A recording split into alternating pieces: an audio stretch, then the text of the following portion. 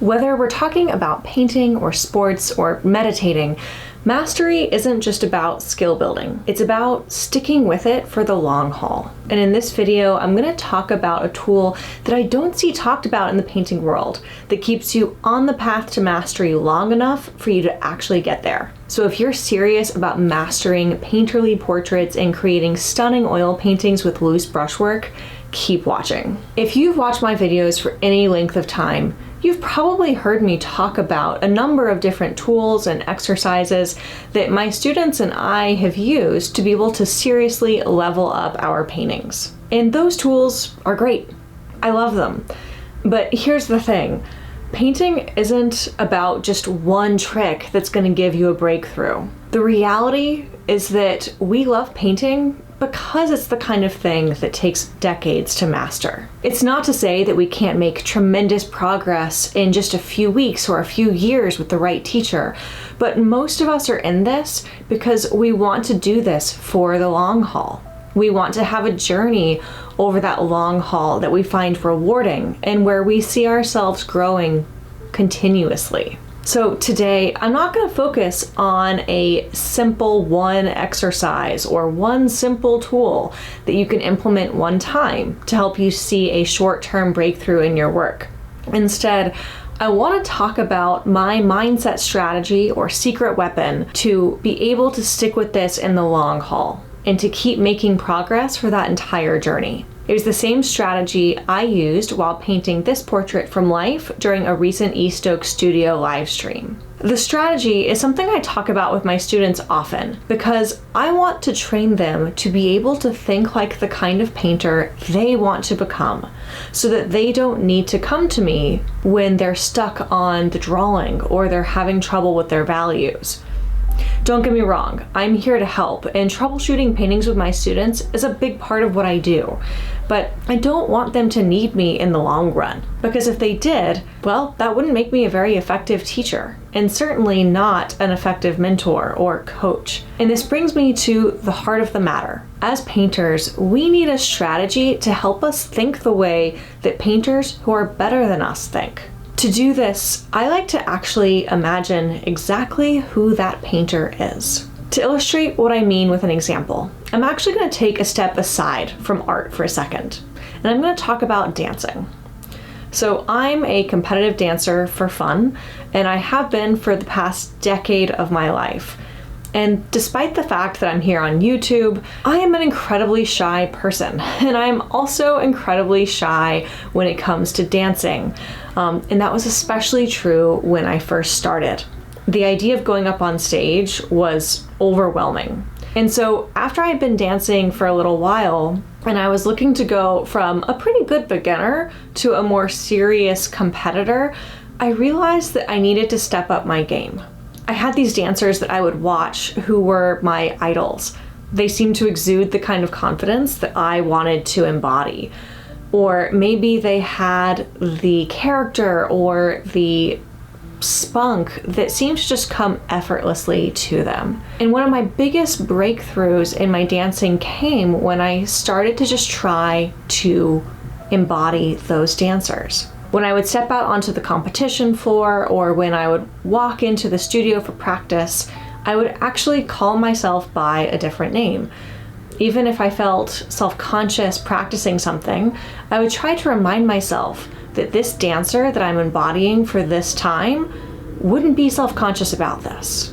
If this story is familiar to you, you may have heard this in Beyonce's own book published in 2010 called I Am Sasha Fierce. But I heard this story when reading Todd Herman's book, The Alter Ego Effect. In it, he explains that to go from a gospel singer from a religious family to a girl who wasn't afraid to let loose on stage and become a superstar, Beyonce donned this persona so that she could feel fearless. And eventually, she found that she didn't need this persona anymore. Over a decade ago, I found myself using this strategy in dancing. And when it was time to get serious about painting so that I could do it full time, I used and refined this strategy even further. And now I've learned from the alter ego effect that this isn't just me. This is a tool that countless top performers have used to propel them to where they are today, from CEOs to Olympians. So what does this look like for painting in particular? First and foremost, start getting curious about your favorite artists. Learn how they worked, how they found their subjects, and the effort they went through to plan their paintings. Really spend some time here and get inspired by their dedication to their creative process. Start thinking about ways that you can borrow from this, ways that feel exciting to you. For me, I spent a ton of time learning about Richard Schmid in particular. I read his book Alla Prima 2 cover to cover more times than I can remember. I bought and watched every one of his DVDs. I learned from Putney painters working today more about his character and his attitude and what it was really like to paint alongside him. I thought about the energy and attitude that he brought to his paintings and to the artists around him. That was a particular inspiration to me. I saw what it looked like for him to set up a model or a still life. And I started to do the same thing for myself, no longer getting anxious about whether my setup was good enough. If it was good enough for Richard Schmid, it was good enough for me. I especially liked how casual and fun painting seemed for him. Not that he was taking it lightly, but it just seemed like there was this energy of play in what he was doing, even if a great deal of care and intention was behind every brushstroke. This especially came through when watching his videos. I realized I could take so much pressure off of myself to be perfect. I could make mistakes. I could have a drawing error that I carry all the way from the start of the painting to the finish. Recognize it and then just patiently backtrack to fix it without beating myself up about it. I felt this really coming through in this E. Stokes studio painting from life session. I really just enjoyed being with my friends and painting this great model. And I thought the opportunity to just paint alongside them live on camera, it just seemed really exciting, like a game. I challenged myself while everyone was watching to try and really make every brushstroke count. I got curious instead of judgmental when I made mistakes. And when I did have issues with the painting, I treated it like a curious sort of enigma instead of beating myself up about it or getting frustrated. That in turn let me actually identify exactly what I needed to fix. Instead of the likeness looking wrong or the skin color being wildly off, I could simply say, oh, the eye is too far over, or I just need to darken this shadow. And I've seen the same sorts of breakthroughs from my students. Just this week, Kasha had a big breakthrough while working on a floral piece, realizing that the challenges that she was facing weren't an issue with her painting, but an issue with the composition. And quickly, she was able to reset and course correct. Or Emily, who was able to see a clear shift in being able to pinpoint exactly what was leading her paintings astray.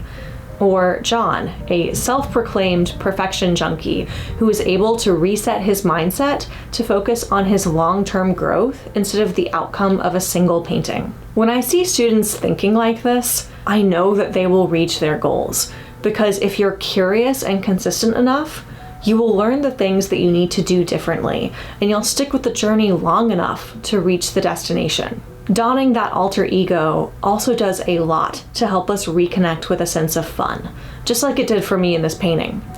It reminds us to take the pressure off. It sets us up for success, and it encourages the sort of play that means that we reach the finish line because we love doing what we're doing versus willpowering our way through. If you'd like to know how to combine this attitude with individual tools and exercises to master bold, expressive portraiture, check out the link in the description to watch my free masterclass. And until next time, happy painting.